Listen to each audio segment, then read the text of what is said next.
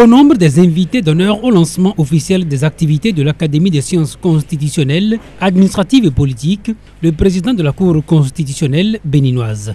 À ses côtés, le président de l'Université de Lomé, le vice-président de l'Université de Kara, une brochette de chercheurs aussi bien d'Abomey-Calavi que de Parakou, bref, une convergence de personnalités universitaires pour partager au sein de l'ASCAP le savoir en droit public et en sciences politiques.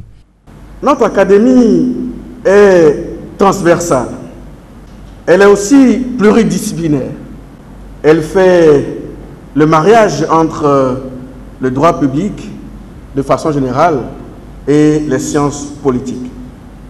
Elle est aussi interuniversitaire. L'académie est aussi ouverte sur le monde.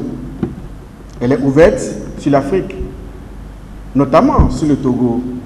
L'ASCAP s'est fixé entre autres pour objectif de prendre toute initiative dans le domaine de la promotion de l'état de droit et de la démocratie par l'enseignement, la formation en lien avec les besoins du développement socio-culturel, politique, humain et initier des actions de nature à favoriser le respect de l'état de droit dans toutes ses déclinaisons en contribuant au dialogue et aux discussions constructives. Une première que salue Joseph Djobouenou. Que des enseignants-chercheurs, que des praticiens se réunissent au sein d'une académie dans le sens de la production, et je dirais simplement dans le sens du progrès, est la chose la plus remarquable qu'il faut souligner.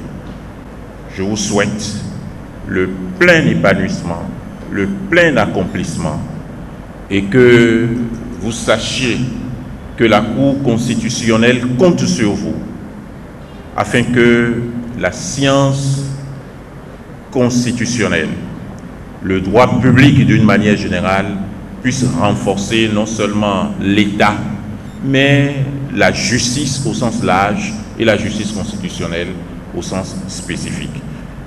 Le souhait du président de la Cour constitutionnelle trouve un écho favorable dans la conférence inaugurale qui, justement, porte sur l'État régulé par le droit public et la science politique.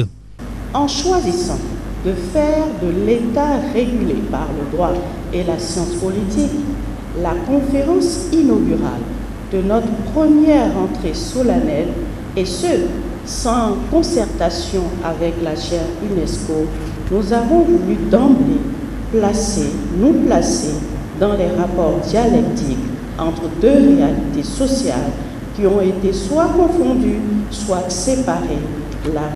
Pour le président de l'Université de Lomé, l'ASCAP est en phase avec son temps en raison de la complémentarité qu'elle doit incarner devant les réformes universitaires, notamment le LMD. Avant lui, le professeur Dandi Yamou invitait déjà les jeunes à faire de l'ASCAP un moyen pour assouvir leur soif du savoir.